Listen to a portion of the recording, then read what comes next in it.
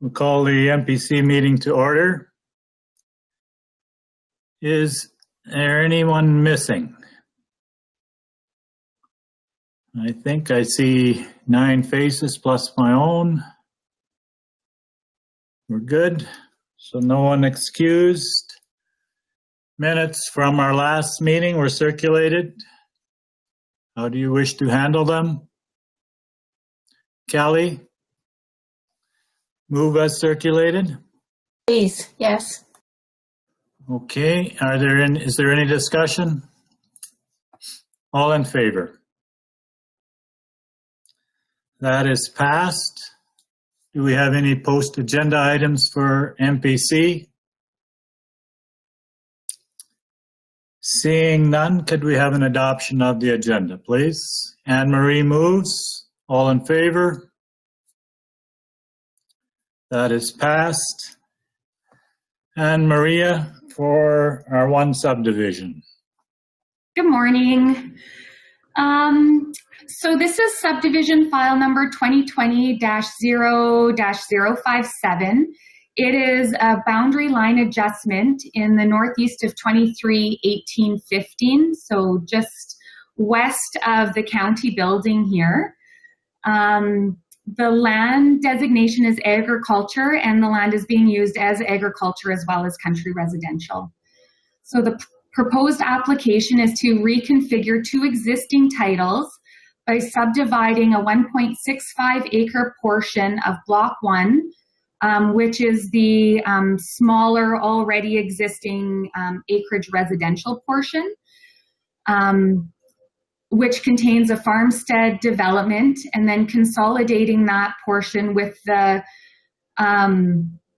adjacent northeast 23-1815 west of the 4th. So this is again in Division 5, 3.25 kilometers west of the city of Brooks on Township Road 18-4. There is direct legal and physical access to both parcels from the Range Road 15-1 as well as Township Road 18-4. There is an existing house and portable shed located on the parcel.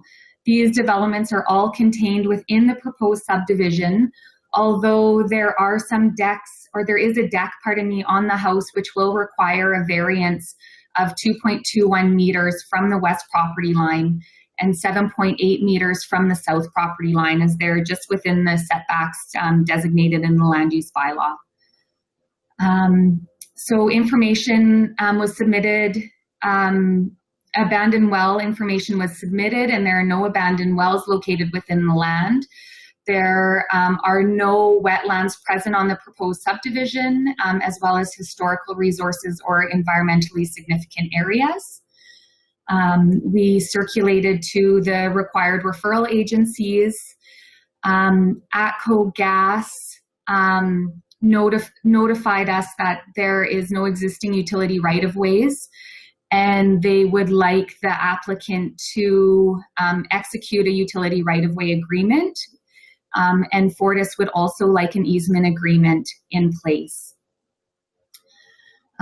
Staff is recommending that this subdivision be approved with the with the conditions that all outstanding property taxes shall be paid to the County of Newell, that the residual portion of Block 1, Plan 9811976 be consolidated with the adjacent parcel, legally known as the northeast of 23-1815 west of the 4th meridian, in a manner that the resulting certificate of title cannot be subdivided without subdivision approval. It's not listed on this resolution, but I would also recommend a condition. Of course, now I lost it. Sorry. 1 second here. A condition that the developer is required to supply copies of any utility right-of-way plans, easements, and/or agreements which are to be registered as a requirement for any of the affected utility companies to the county prior to subdivision's registration with Alberta land titles. Because ATCO and Fortis are requesting those, I think that this is a good standard condition to add to all of our subdivision approvals. And then municipal reserve in this case is not applicable because it is still considered the first parcel out. Once everything is said and done, there will still be the full quarter section minus that one parcel. So that's it from me, unless there's any questions. Wayne? I noticed that we always ask for abandoned wells. What happens if there is an abandoned well on this property? That's a good question. There's required setbacks from abandoned wells. So then approval would need to be granted by Alberta energy regulators for that. Thank you. Any further questions, Anne-Marie? Maria, on the parcel is a shed, and it is somewhere you say you can move it, right? It's, I don't know what you call it.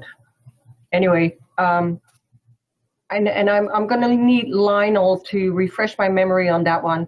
I remember that years ago there was something going on in that shed. Was that built as a temporary housing for staff that they had, like a help on the farm? And I'm just wondering if there's anything in our conditions that shed cannot be used as living accommodation. Does anybody remember that? I don't remember, Anne-Marie, no.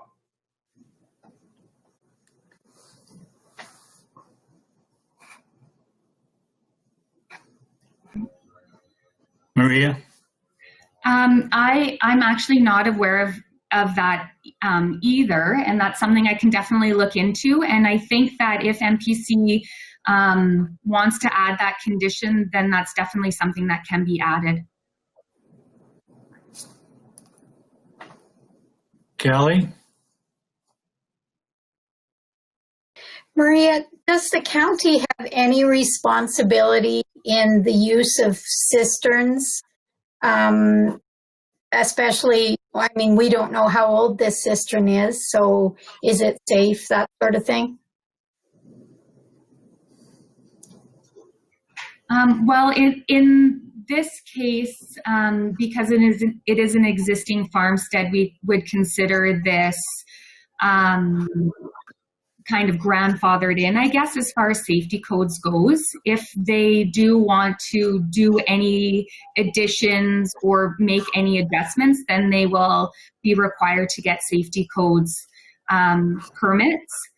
And then everything will be brought up to code. Whether this is up to code or not, I can't speak to that.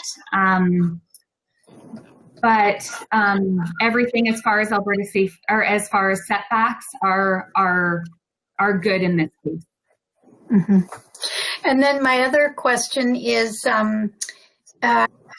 Fortis, I believe I read that they requested that we hold back approval until the easements are in place. Going ahead without that, or where are we at with that?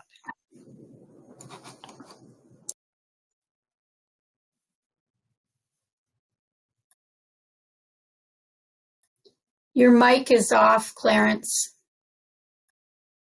Thanks, Kelly. That's one of the conditions Maria added with the easements for ATCO and Fortis and the right-of-ways.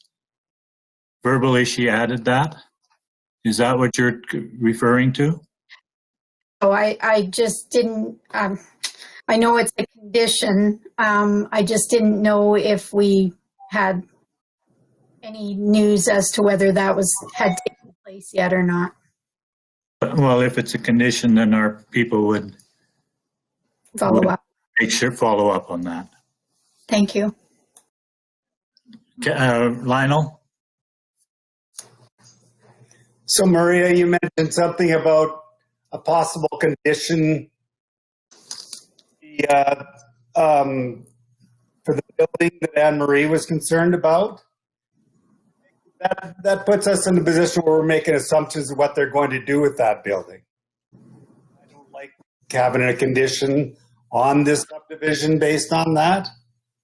We knew they were going to have living accommodations in there for people. That'd be different.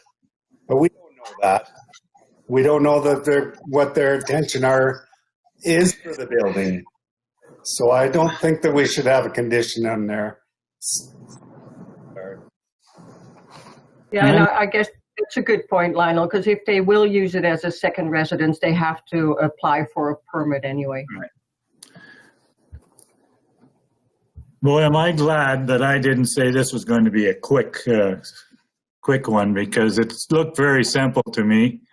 Yes, I agree with what Lionel is saying. If we were starting to question every little shed on somebody's property, we're going to be in for a long haul, and that's not something we do. Lionel? I'm going to quicken this up a little for you, and I'm going to make a motion to accept this as With the added verbal condition that Maria has added. Lionel? that one will be fine, yes. Okay. Any further discussion? Lionel has made the motion. All in favor? That is passed. Are there any post-agenda items? Anything in camera? Question period.